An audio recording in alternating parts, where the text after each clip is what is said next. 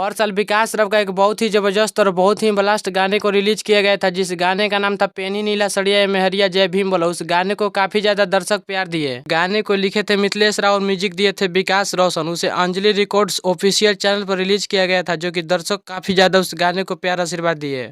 पेनी नीला सड़िया ए मेहरिया, इस गाने को इतना ज्यादा प्यार आशीर्वाद मिला कि विकास राव का सबसे ज्यादा बजने वाला में से गाना एक बन गया ये। पेन्ही नीला सड़िया में हरिया, इस गाने का 2 आ रहा है आप सबके बीच। इसका जानकारी खुद विकास राव अपने इंस्टाग्राम के माध्यम से दिए हैं। तो भाई लोग, इस साल बाबा साहेब की जयंती पर विकास राव के 5 से 6 गाना सुनने को मिल सकता है, जिसमें से एक गाने को रिलीज कर दिया गया है, जिस गाने का नाम है नीला सड़िया लिया। इस गाने को लिखे है मिथिलेश राव और म्यूजिक दिए हैं राज राजपुरी। इस गाने को AS3 एंटरटेनमेंट पर रिलीज किया गया है। जय भीम बोला 2 उस गाने को बहुत ही जल्द आप सबके बीच रिलीज किया जाएगा। बहुत ही जबरदस्त और बहुत ही ब्लास्ट गाना होने वाला है। इस वीडियो को लास्ट तक देखने के लिए धन्यवाद। तो मिलते हैं अगले वीडियो में, तब तक के लिए जय भीम, जय भारत, नमो बुद्धाय।